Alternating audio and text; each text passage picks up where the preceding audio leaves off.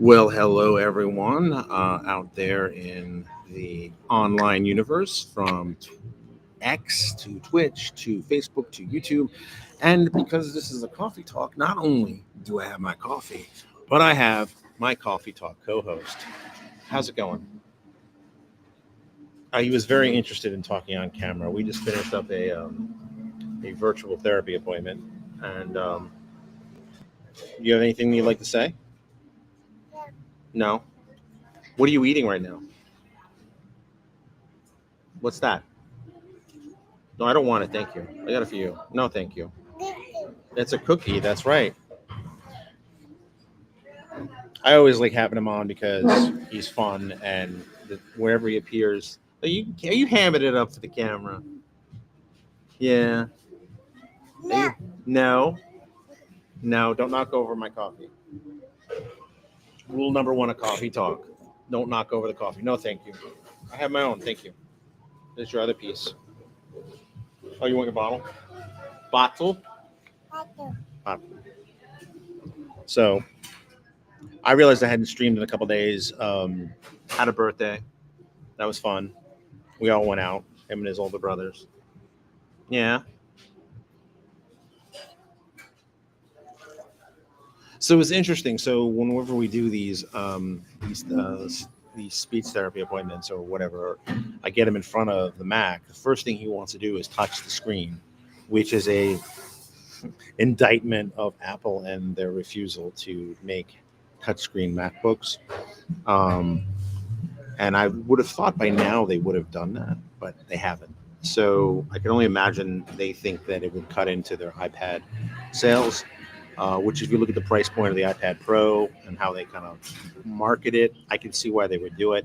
But honestly, by now, iPad has no effective competition. Yeah, I know that there's um, uh,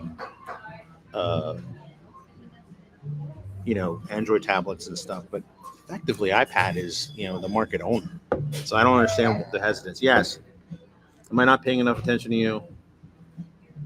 Am I not paying enough attention to you? I like going on live streams with him with his co-host. Sorry, Andy. Um, but this guy can be a bit of a diva. So, right? What, are you eating your cookie? Please don't drop your cookie on the floor. Oh, thank you very much. Nom nom nom nom nom nom. Cookie. See, he's very generous. He gave me this. So, yeah, thank you. Are you giving me the eyes? Oh, thank you. What a sweet guy. But in any case, just wanted to say hey and had an opportunity to sit down for a minute. And I always get a lot of requests to have him on the stream. And figured I had a moment. And he was in a fairly good mood. And I figured I would do it. All right. So, in other news, if you haven't seen by now, we have relaunched the Quantum Computing Podcast. So definitely check that out. I think we also did it as a live stream, but it's also available on Spotify, Apple, and wherever you get your podcasts. Secondly, we had a great episode with Lillian Pearson. Lillian Pearson, for those who don't know, is a professional engineer, one of the first people to um, produce content for getting into data science. You all right? I may have to cut this short, but anyway, one of the great things about Lillian Pearson was that this is like 10, 11 years ago, um, there was a lot of gatekeeping around the data science, switching into data science as a career. And she was one of the first people that, was very open about how, she was, a professional engineer, like a PE, like I think environmental engineering was her specialty, or was it civil engineering? Anyway, not your typical kind of mathematics PhD from the big schools, which at the time was kind of the only path into the space. So it's very interesting to see. Um, he really steals the show. I know. I know. Yeah. I know. You guys are the AI generation. Yeah. You're going to grow up with AI. Like, it's a normal thing. No, thank you.